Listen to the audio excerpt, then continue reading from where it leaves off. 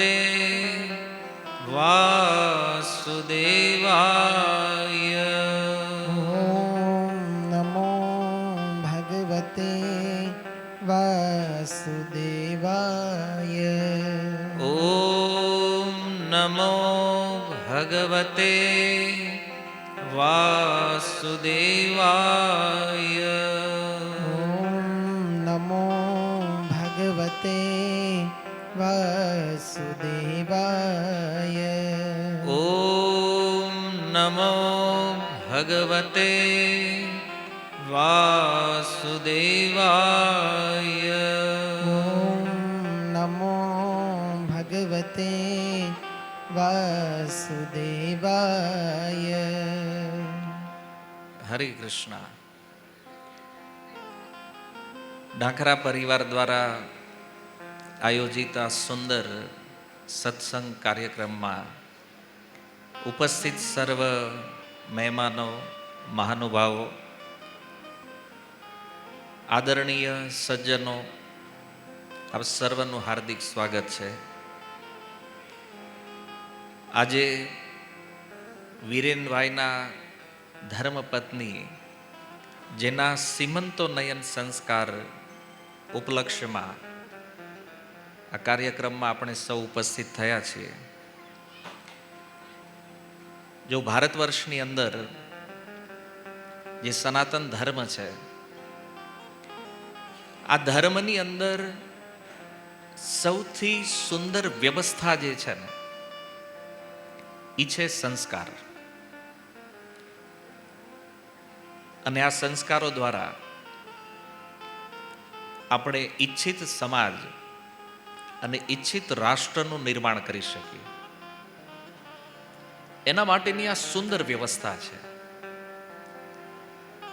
પણ આજે આપણું દુર્ભાગ્ય એ છે કે આ સંસ્કારોના વિષયમાં આપણને લગભગ કાંઈ માહિતી નથી. અચ્છા, સંસ્કાર કેટલા છે? તમને ખ્યાલ છે કેટલા સંસ્કાર હોય છે? 16. કયા કયા? એમ તો તમે નહીં બોલો.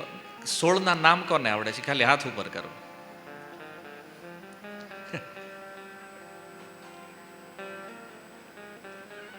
એકાદ બે જણ છે અહીંયા બેઠા એમાંથી. હવે તમે વિચાર કરો, આપણને નામ ખબર નથી તો એ સંસ્કાર કરવાની કે હોવાની તો વાત જ અલગ છે. અને આ બધી વિધિ હોય તો એટલા માટે કરીએ છીએ કારણ કે પરંપરાથી થાય છે. અચ્છા, જે સંસ્કાર માટે આપણે અહીંયા ઉપસ્થિત થયા છીએ, સીમંતો નયન કહે છે એને. મોટા ભાગે તો લોકો આનું નામે હરખું નથી લેતા, શ્રીમંત કહે. શ્રીમંતનો અર્થ છે ધની. જેની પાસે ધન છે એને શ્રીમંત કહેવાય. સંસ્કાર છે સીમંત. તો સંસ્કારો ખાલી 16 નથી. શાસ્ત્રોમાં 64 સંસ્કારોનું વર્ણન છે, 108 સંસ્કાર પણ છે. પણ મુખ્ય 16 છે જે સમાજની અંદર પ્રચલિત છે. અને એનો આરંભ થાય છે ગર્ભાધાનથી અને એની સમાપ્તિ છે અંત્યેષ્ટિમાં, અંતિમ સંસ્કાર. તો આપણા ધર્મની અંદર આ સંસ્કારની જે વ્યવસ્થા છે એ શા માટે છે? ભગવદ્ ગીતાના પ્રથમ અધ્યાયમાં એ કુરુક્ષેત્રમાં આજથી 5000 વર્ષ પૂર્વ અર્જુન ભગવાન કૃષ્ણને કહે છે કે પ્રભુ, જો આ યુદ્ધ થશે ને તો આ યુદ્ધનું પરિણામ એ આવશે કે જે વૃદ્ધ છે, જે યુવાનો છે, આ યુદ્ધમાં એનું મૃત્યુ થશે. વૃદ્ધ લોકો જો નહીં રહે તો કુળની જે પરંપરાઓ, કુળ ધર્મ જે છે એનો નાશ થશે. અને કુળ ધર્મ જ્યારે નાશ થશે તો બાકી રહેલું જે કુટુંબ છે, જેમાં સ્ત્રીઓ છે, બાળકો છે, આ કુટુંબની અંદર અધર્મનો પ્રવેશ થશે. અને કુળમાં જ્યારે અધર્મ પ્રવેશ થાય ને ત્યારે એનો સૌથી પહેલો શિકાર બને છે સ્ત્રીઓ. કે છે અધર્મ અભિભવાત કૃષ્ણ પ્રદુષ્યંતી કુલસ્ત્રીય. અર્જુનના વાક્યો છે. પહેલા સ્ત્રી પ્રદૂષિત થશે, અને સ્ત્રી જ્યારે પ્રદૂષિત થાય તો કે છે સ્ત્રીષુ દુષ્ટાશુ વાર્ષ્ણેય જાયતે વર્ણશંકર. આ દૂષિત સ્ત્રીઓના ગર્ભથી જે સંતાન જન્મ લે છે એ કેવું છે? વર્ણશંકર. અચ્છા, વર્ણશંકરનો અર્થ શું છે? એક વર્ણશંકરનો અર્થ છે બે વર્ણ ભેગા મળી અને જે બાળક ઉત્પન્ન થાય એને વર્ણશંકર કહેવાય. અને વર્ણશંકરનો એક અર્થ છે અવાંછિત સંતાન. મતલબ જે સંતાનનું પ્લાનિંગ ન હોય, જે સંતાન જોતું નથી છતાં આવી ગયું છે. તો વિશ્વના જેટલા પણ દેશ છે, જેટલી પણ સંસ્કૃતિઓ છે, આ બધામાં બાળકો તો જન્મે છે, પણ સંસ્કારની વ્યવસ્થા કેવલ સનાતન ધર્મમાં છે. કારણ કે આપણી પાસે આ વ્યવસ્થા છે. કેવું બાળક જોઈએ છે એ આપણે નક્કી કરી શકીએ. કયો જીવાત્મા આપણા બાળકના રૂપમાં આવે એનું નિર્ધારણ આપણે કરી શકીએ. એના માટે આ સંસ્કારની વ્યવસ્થા છે. કારણ કે જો સંસ્કાર નહીં હોય, કુળમાં અધર્મ હોય, તો બાળકની ઉત્પત્તિમાં પણ અધર્મ છે.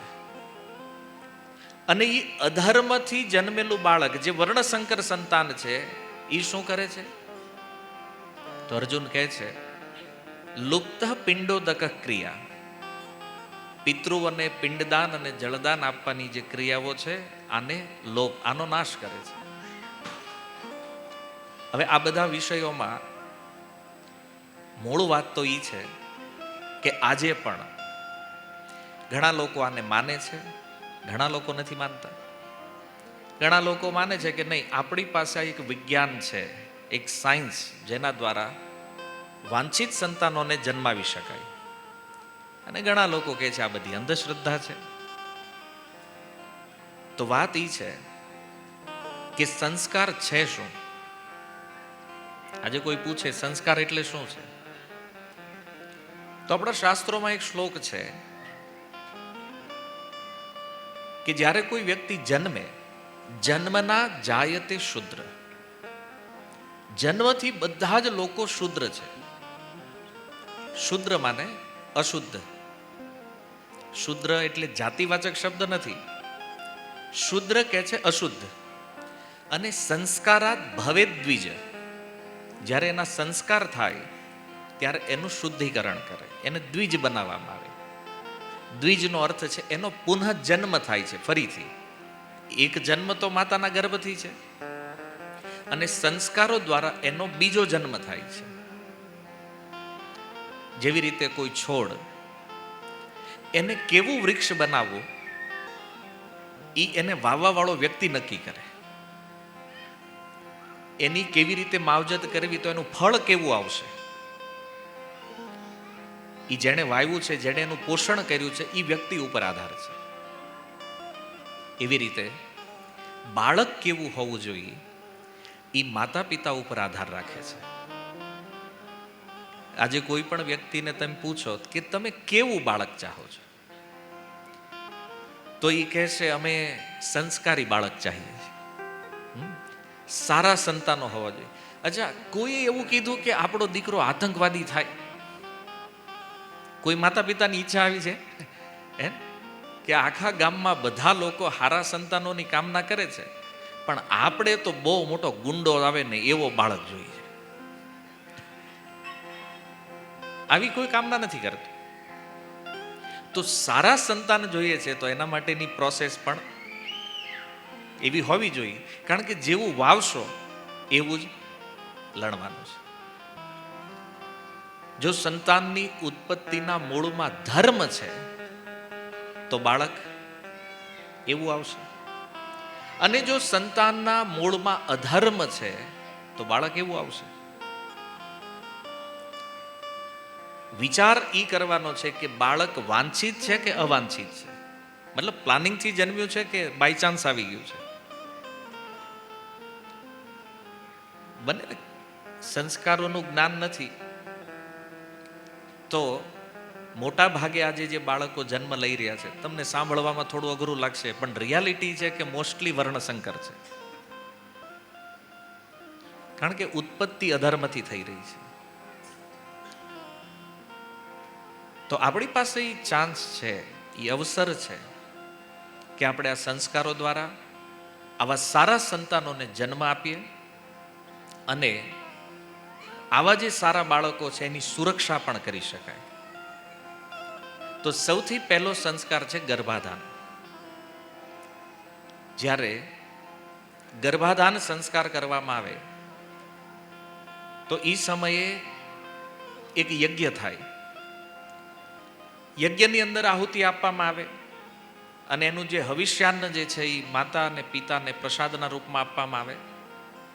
ભગવાનનું નામ સ્મરણ કરાવવામાં આવે છે અને એની માનસિક સ્થિતિ જે છે એ પૂર્ણ રીતે જ્યારે સ્ટેબલ હોય, આપણી ભાષામાં આધ્યાત્મિક હોય અને વૈદિક મંત્રોના ઉચ્ચારણ સાથે આ ગર્ભાધાન સંસ્કાર થાય છે. આજકાલ સીમંતના કોર્સ નીકળ્યા છે હવે માર્કેટમાં, હે ને? કારણ કે કોઈ પણ વસ્તુ આવે તો એનું વ્યાપારીકરણ તો જલ્દી થઈ જાય.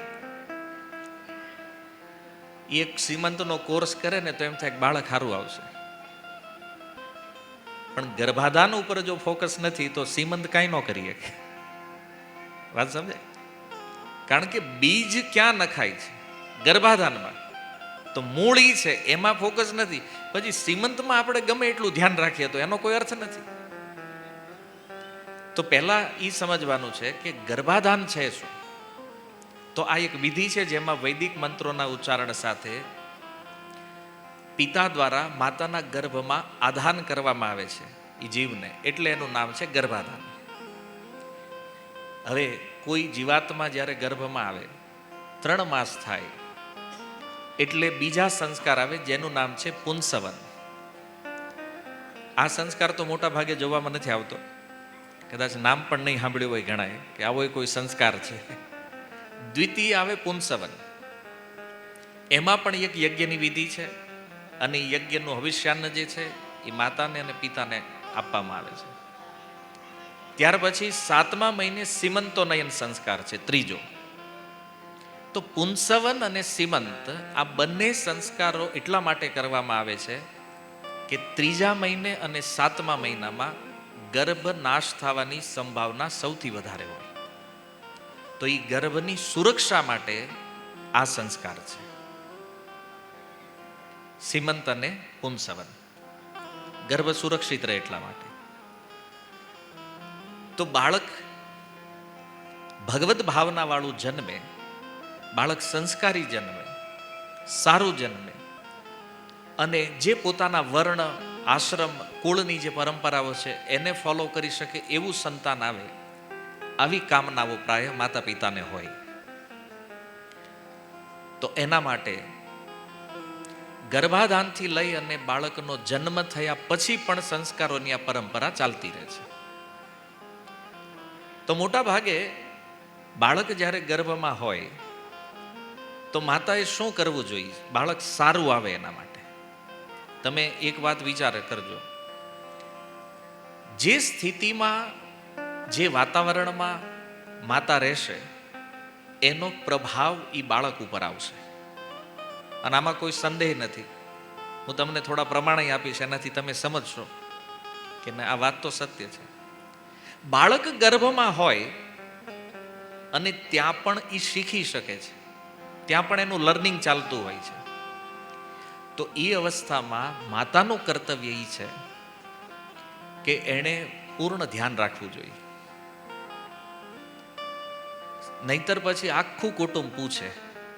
મોટો થાય ને ત્યારે, જો જ્યારે જન્મે નાનો હોય ને, ફેસ લુક કોની હારે મળે એ ખબર ન પડતી હોય, ત્યારે આખું ઘર એમ કે દાદા જેવો છે, એ કે દાદી જેવો છે, કોઈ કે પિતા જેવો છે, માતા જેવો છે. અને એ જ્યારે યુવાન થઈ જાય, મોટો થાય, બગડે, પછી કોઈ નો કે આ મારી જેવો છે.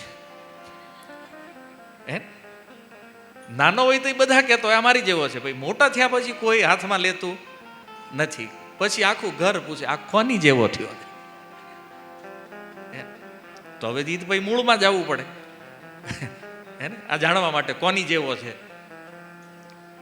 એટલે આ અવસ્થા એક માતા માટે બહુ સેન્સિટિવ ટાઈમ છે. તો એના કંઈક સામાન્ય નિયમ ભાગવતની અંદર કીધા છે કે સૌથી પહેલો નિયમ છે કે જે ગર્ભવતી સ્ત્રી છે એણે આહાર ઉપર નિયંત્રણ કરવું જોઈએ, સાત્વિક આહાર. કારણ કે શાસ્ત્ર કહે છે આહાર શુદ્ધો સત્વ શુદ્ધિ, સત્વ શુદ્ધિ ધ્રુવા સ્મૃતિ.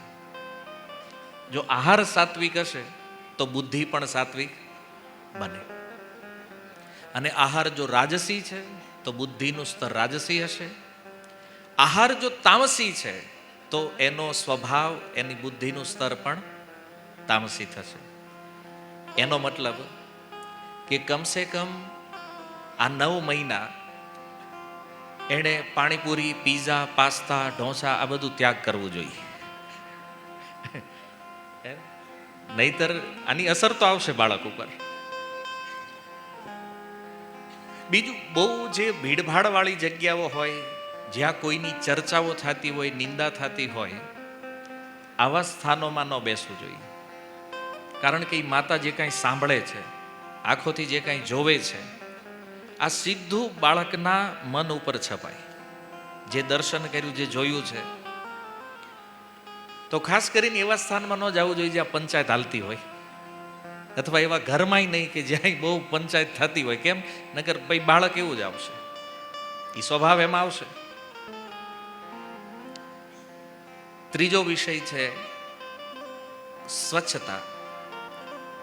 ગર્ભાવસ્થામાં મોટા ભાગે સ્ત્રીઓ અશુદ્ધ રહેવાનું પસંદ કરે છે, પણ આ સમય એવો છે જ્યારે સ્વચ્છ રહેવું જોઈએ, શુદ્ધ, સ્નાન ઇત્યાદિ સમયસર, ભગવાનને પ્રણામ કરવા. કોઈ સાધુ સંતો, ભગવાનના ભક્તો ઘરે આવતા હોય તો એને પ્રણામ કરવા. કારણ કે એક વાત યાદ રાખજો, ભગવાન અને ભગવાનના ભક્તના આશીર્વાદથી જે સંતાન પ્રાપ્ત થાય એવું સંતાન અન્ય કોઈ સાધનથી પ્રાપ્ત થતું નથી.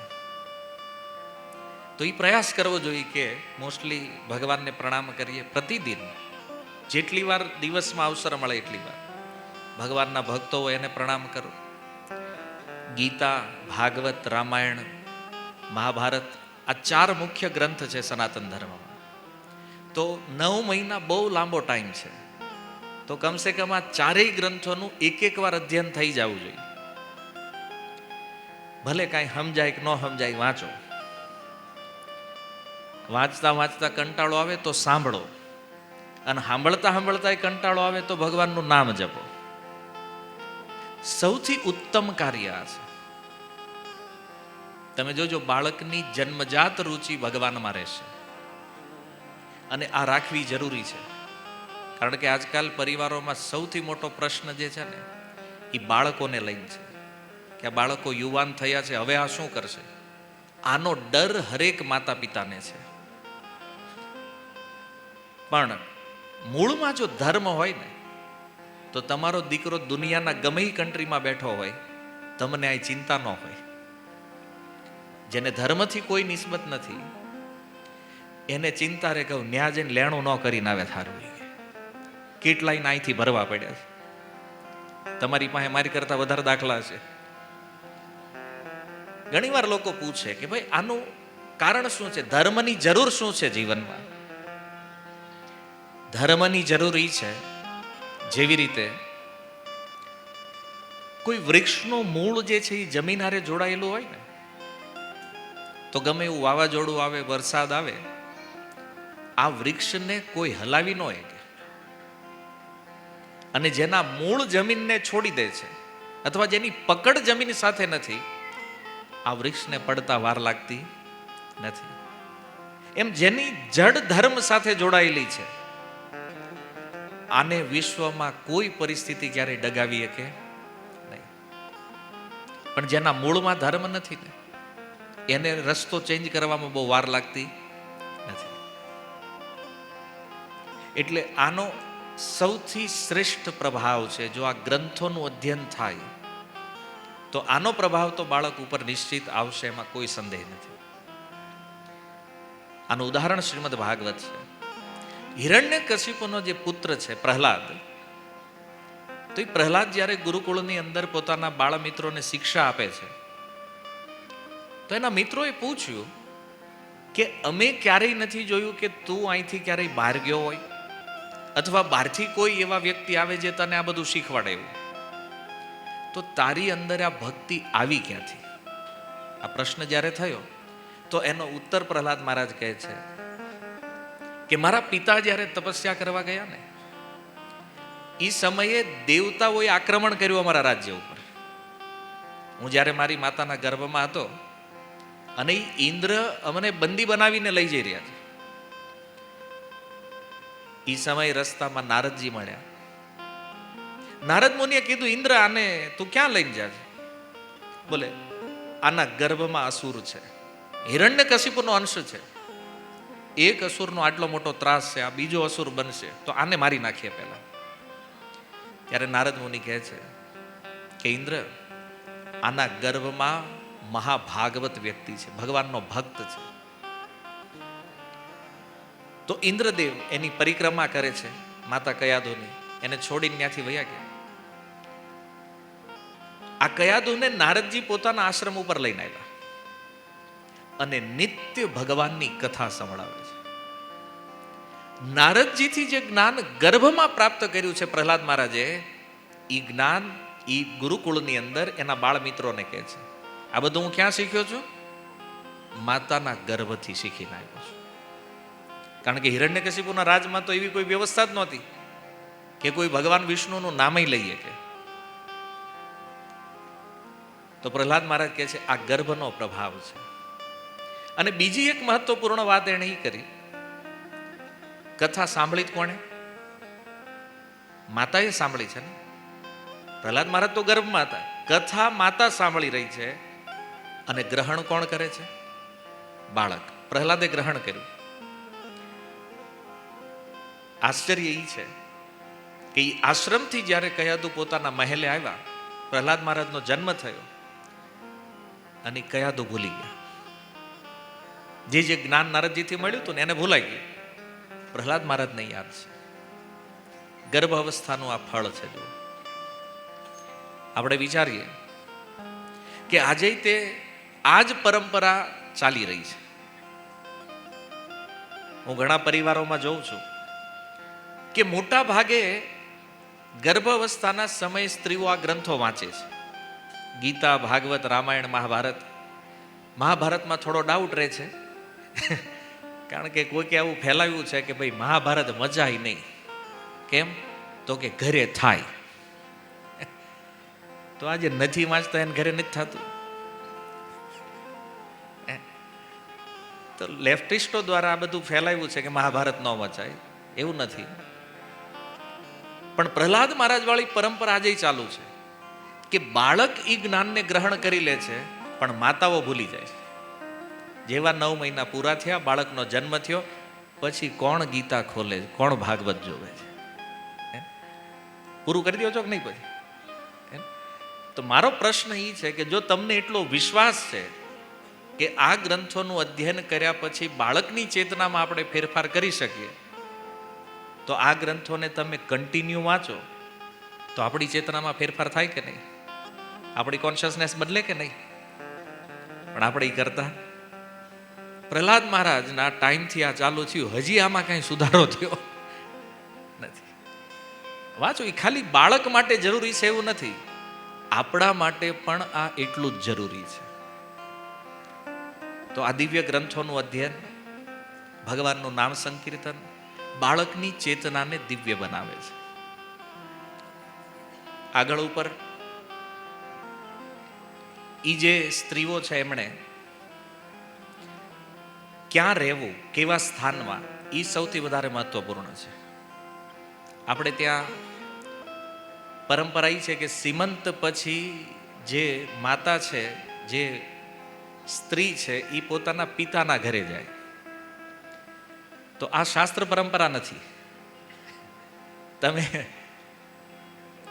વિચાર કરો એવો કોઈ પ્રસંગ તમને યાદ આવે છે ઇતિહાસમાં કે જ્યાં સીમંત પછી સ્ત્રીઓ પોતાના પિતાના ઘરે ગયા હોય?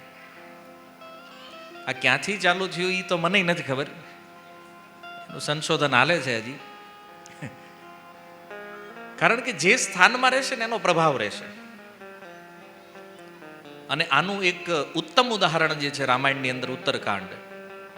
ભગવાન રામ જ્યારે રાવણને મારીને પાછા આવ્યા અને અયોધ્યાના રાજા બન્યા જ્યારે, તો એ સમયે માતા સીતા ગર્ભવતી છે.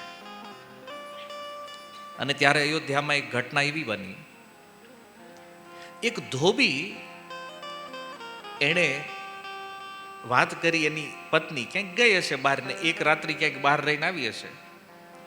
તો એ ધોબીએ એની પત્નીને કીધું કે હું કોઈ રાજા રામ નથી કે 1 વર્ષ લંકામાં સીતાજી રહ્યા તો એ લઈ આવ્યા, નહીં હાલે. એણે એની પત્નીનો ત્યાગ કરી દીધો.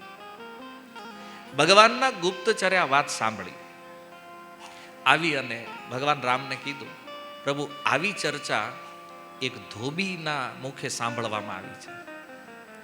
હજુ ભગવાન રામ આદર્શ રાજા છે. તો ભગવાન રામે વિચાર કર્યો કે એક ધોબી મતલબ ચતુર્થ વર્ણ છે, અને ચતુર્થ વર્ણનો વ્યક્તિ જો પોતાના રાજ્યની મહારાણીના ચરિત્ર ઉપર આંગળી ઉઠાવતો હોય, એનો અર્થ કે આ વાત બધે ફેલાઈ ગઈ છે ઉપર. ધોબી તો બહુ નીચેની કક્ષાનો વ્યક્તિ છે, અને ઈ જો આ ચર્ચા કરે એનો મતલબ ઉપર પણ બધે આ ચર્ચા થઈ છે રાજ્યમાં. અને ભગવાન રામે એક નિર્ણય કર્યો. એમણે વિચાર્યું કે એક કામ કરો, હવે સીતાજી અયોધ્યામાં રહેવી ઉચિત નથી. કાયદેસર રીતે આ પ્રસંગને લઈ અને લોકોની અંદર ખૂબ ભ્રાંતિઓ ફેલાયેલી છે. ભગવાને સીતાજીનો ત્યાગ કરી દીધો, આટલા નિર્દયી તો ન બનવું જોઈએ ભગવાન. લોકો આજ વિચાર કરે છે કે સીતાજી હારે બહુ મોટો અન્યાય થયો છે, પણ આવી ચર્ચા એ લોકો જ કરે છે જેણે રામાયણનું પન્નું ક્યારેય ખોલ્યું નથી. ભગવાન રામને ત્યાગ કરવાનો છે સીતાજીનો, પણ હવે એને કહેવું કેવી રીતે?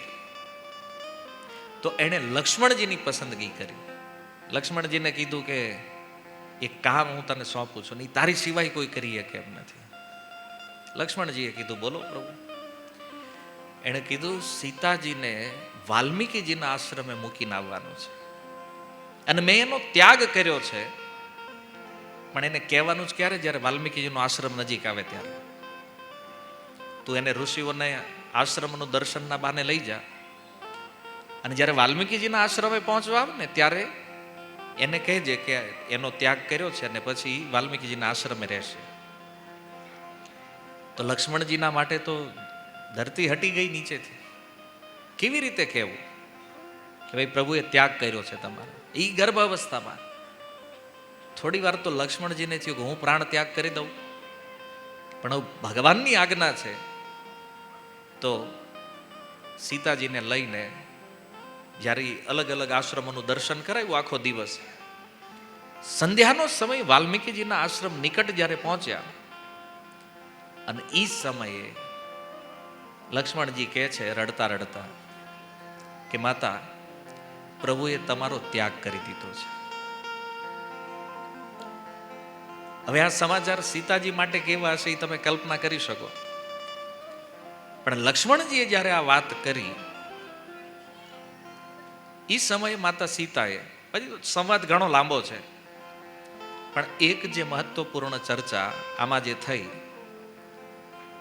સીતાજીએ કીધું કે મારા તરફથી એક સંદેશ આપજો પ્રભુને કે અયોધ્યાની જે પ્રજા છે ને એનું પુત્રની જેમ પાલન કરે. સીતાજીની કોઈ કમ્પ્લેન નથી કે મારો ત્યાગ શું કામ કરી દીધો, મારી સાથે આવું કેમ કર્યું, કોઈ ફરિયાદ નથી એની. જો અયોધ્યાની પ્રજા પ્રતિ આટલો પ્રેમ છે, તો હવે પ્રશ્ન એ થયો કે ભગવાન રામને સીતાજીથી કોઈ કમ્પ્લેન નથી, સીતાજીને ભગવાન રામથી કોઈ કમ્પ્લેન નથી, તો પછી પ્રભુએ ત્યાગ કર્યો શું કામ? એક કારણ, ભગવાન રામ રાજા છે, અને આ સંસારમાં રાજા માટે રાજધર્મનું પાલન સર્વોપરી છે. બાકીના બધા ધર્મો ગૌણ છે. ભગવાને વિચાર કર્યો કે એક ધોબીએ નિંદા કરી છે અને તો અયોધ્યાની પ્રજામાં નિંદા ફેલાશે. જ્યારે આ બાળકોનો જન્મ થશે અને એ બાળક સાંભળશે કે અયોધ્યાની પ્રજાએ એની માતાના ચરિત્ર ઉપર આંગળી ઉઠાવી છે, હવે રાજા તો એને જ બનવાનું છે એને, તો પછી એ અયોધ્યાની પ્રજાનું પાલન નહીં કરે, પછી તો દુશ્મની થઈ જાય ને, પ્રજા પાલન નહીં કરી શકે. એટલા માટે ભગવાન રામે સીતાજીને વાલ્મીકીજીના આશ્રમે મોકલી દીધા કે જો અયોધ્યામાં આ બાળક જન્મ લે તો આ પ્રજાને નહીં હાચવી શકે. જે પ્રજા માતાના ચરિત્ર ઉપર આંગળી ઉઠાવે એ પ્રજાનું પાલન કોઈ રાજા કેવી રીતે કરી શકે? અને ભગવાન રામ ચાહતા હતા કે આ બાળક એટલા સામર્થ્યવાન રાજા બને કે અમારા પછી પણ પ્રજાનું આ રીતે પાલન કરે. એટલા માટે ભગવાન એને ત્યાં મોકલ્યા. સીતાજી પણ આ વાત જાણે છે કે ભગવાન રામ જે છે એ રાજધર્મનું પાલન કરી રહ્યા છે, અને એટલા માટે એમણે સીતાજીનો ત્યાગ કર્યો છે. વિચાર કરો, અયોધ્યાની પ્રજાથી કોઈ વેર ન થાય એટલે ભગવાને આ પગલું ઉઠાવ્યું. સીતાજી વાલ્મીકીજીના આશ્રમ ઉપર આવ્યા. હવે સમય થયો છે બાળકોનો જન્મ થવાનો, અને સીતાજીના મનમાં સૌથી ભારી ચિંતા છે કે આ બાળકને સર્વપ્રથમ જે હાથમાં લેશે એના ગુણ, એનો સ્વભાવ આની અંદર ઉતરવાનો છે. આપણે જેને ગળહૂતી કહીએ છીએ, ગળહૂતીના ગુણ ન જાય કે ને. હવે જંગલમાં તો બધા ઋષિ મુનિઓ છે, બ્રાહ્મણો છે, તો જો આ બાળકનો જન્મ થતાની સાથે બ્રાહ્મણના સંસ્કાર આવશે તો આ લોકો સાધુ બનશે, ઋષિ બનશે, આને તો રાજા બનવાનું છે. અને એ જ સમયે અયોધ્યામાં ભગવાને શત્રુઘ્નજીને આજ્ઞા કરી કે મથુરાની અંદર એક અસુર છે, લવણાસુર, અને એનો વધ કરવા માટે જવાનું છે. તો શત્રુઘ્નજી અયોધ્યાથી નીકળ્યા, સૌથી પહેલા વાલ્મીકીજીના આશ્રમે આવ્યા, અને સીતાજી પરમ પ્રસન્ન થયા. કેમ કે અયોધ્યાનો કોઈ એક વ્યક્તિ અહીંયા હાજર છે. તો એ જે બંને બાળકો જન્મ્યા છે, આપણે નામ લઈએ છીએ લવકુશ, પણ એમાં કુશ મોટા છે, લવ નાના છે. આ બંને બાળકોને જન્મથી તત્કાલ સર્વપ્રથમ જેણે હાથમાં લીધા છે એ શત્રુઘ્નજી છે. કેમ? એ સૂર્યવંશ, એ ઇક્ષ્વાકુ વંશના સંસ્કારો એની અંદર ઉતરે, ક્ષત્રિય ધર્મનું પાલન કરી શકે, એટલા માટે એના પ્રથમ સંસ્કાર જેના હાથે થયા ને એ શત્રુઘ્નજી છે. કહેવાનો અર્થ એ છે કે એક બાળક જે વાતાવરણમાં રહેશે એની અસર એમાં આવશે. હવે મામાને ત્યાં જન્મ થયો હોય તો પછી સીધી વાત છે, એનો ઝુકાવ કોની બાજુ રહે? મામાના ઘર બાજુ રહે. મામા હારે જેટલું ફાવે એટલું ફુવારે ન ફાવે. જે આપણે જોયું છે એ સમાજની થોડી રિયાલિટી હું તમને કહું છું. બધાને થાય કે આ મોહાળ બાજુ કેમ ઝૂકે છે નકરું વધારે? પિતાના પક્ષ હારે બહુ જામતું નથી. કારણ એ છે કે 9 મહિના ન્યા કાઢ્યા હોય ને, વરસ રહ્યા હોય, જેવો જેવો સમય જેટલો વધારે ન્યા, તો સંસ્કાર એના જ આવવાના છે એને. તો પિતૃકુળના સંસ્કાર આવે એટલા માટે સ્ત્રીઓને પિતાને ત્યાં જવાની વ્યવસ્થા નહોતી. પિતૃકુળ એટલે સસરાનું ઘર, એ પુત્રના પિતા જે છે, અને કોઈ પિતાને ત્યાં જાય છે તો એ કુળના સંસ્કાર આવશે. તો આપણે એ નક્કી કરવાનું બેમાં કયો કુળ લેવા જેવું છે, ન્યા રાખો. આ ઘણી વાર એવું થાય કે પિતાને ત્યાં કાંઈ લેવાનું ન હોય તો ઓલપાના લ્યો, અને પિતા બાજુ જો પરફેક્ટ હોય તો માતા બાજુથી લ્યો. પણ ઇતિહાસ એવું કહે છે કે મોટા ભાગે પિતૃ કુળના સંસ્કાર આવે આવું લોકો ધારણા રાખે છે, ચાહના રાખે છે, કુળ ધર્મ આગળ વધે. તો સૌથી મોટી આ અસર ગર્ભ અવસ્થામાં છે. એના ઘણા ઉદાહરણો છે.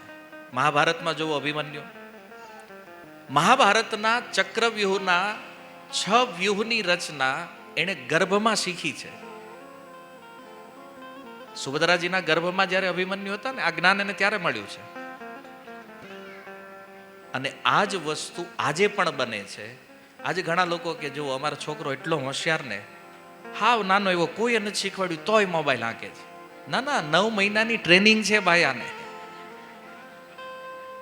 તમને શું લાગે છે બ્રહ્માજીની બુદ્ધિનો વાલ ખુલી ગયો છે ઉપર?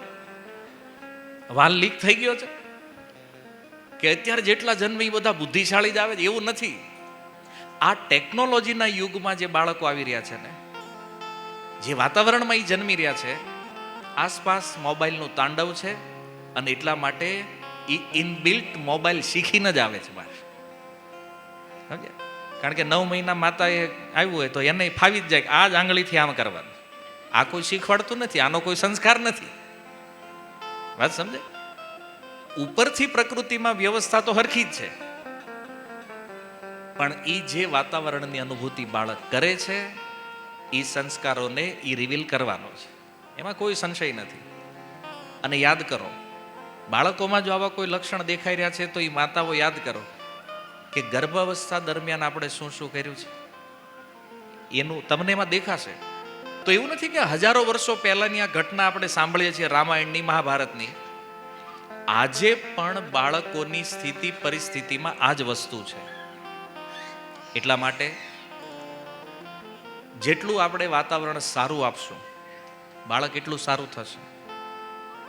અને આમાં સૌથી ઉત્તમ વસ્તુ 2 છે. એક હરિકથા, બીજું હરિનામ. ભગવાનની કથા જે છે, આનાથી ઉત્તમ સાધન બીજું કોઈ નથી. અને ભગવાનનું નામ જે છે, કળયુગનો યુગ ધર્મ છે. એટલા માટે પ્રત્યેક માતા પિતા એ ચાહે છે કે અમારા સંતાનો સારા થાય. તો એના માટે ઉત્તમ છે તમે આધ્યાત્મિક વિષયની નિકટ રહ્યો. જો એક અંતિમ વાત કહું, આ દુનિયામાં અત્યારે સ્પિરિચ્યુઅલ પ્લેટફોર્મ જ એક એવો વિષય છે જે આપણા પરિવારોના જે કાંઈ સંકટ છે એને દૂર કરી શકે છે. આજે બાળકો, યુવાનો જે છે એ નશા બાજુ વધારે વળી રહ્યા છે. ડ્રગ્સનું ચલણ દિવસે ને દિવસે સુરતમાં વધતું જાય છે. આ ડ્રગ્સના નશામાં જે બાળકો આવ્યા છે ને, આને બચાવવા એના પરિવારના બસની તો વાત નથી. કોઈ બાળક ડ્રગ્સ લેતો થાય તો એનું ફેમિલી અને એમાંથી બહાર નથી લાવી શકતું. બરાબર છે મારી વાત? કોઈ બાળક બગડે તો ફેમિલી પાસે કોઈ ચાન્સ નથી એને સુધારવાનો. બીજું રહ્યું કે સરકાર, તો ગવર્મેન્ટ પાસે પણ એવી કોઈ વ્યવસ્થા નથી કે આને સુધારી શકે. આપણે જો એના ભરોસે બેઠા હોય સરકાર કંઈક કરશે તો એ વેમમાં ન રહેતા. એની પાસે કોઈ વ્યવસ્થા નથી. આવા બાળકો પાસે 2 જ ઓપ્શન બચે છે. યા તો કોઈક આધ્યાત્મિક વ્યક્તિ કે સંસ્થાના સંપર્કમાં આવે તો એનો યુટર્ન લાગે. કારણ કે આ પ્રેક્ટિકલ વિષય છે કે આ સંસારમાં જે લોકો ભક્તિના માર્ગ ઉપર આવ્યા, જો ઇસ્કોન તો આનું પરમ પ્રમાણ છે.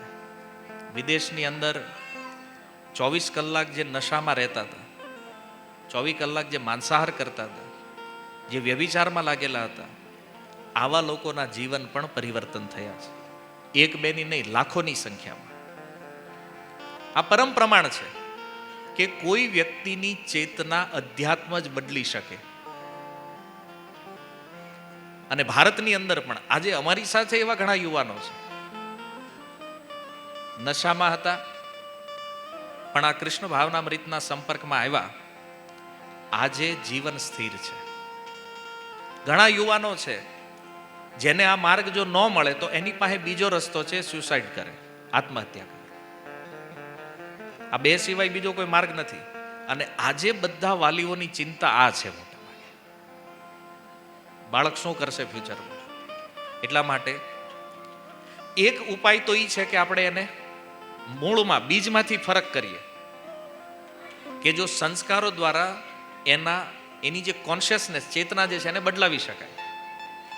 અને બીજો ઉપાય કે માની લો એ બાળક જન્મી ગયું છે, ખોટા માર્ગ ઉપર ગયું છે, યુવાન અવસ્થામાં છે, તો એવા બાળકોને બદલવા માટે એક જ રસ્તો છે ને એ છે અધ્યાત્મ, સ્પિરિચ્યુઅલ પ્લેટફોર્મ.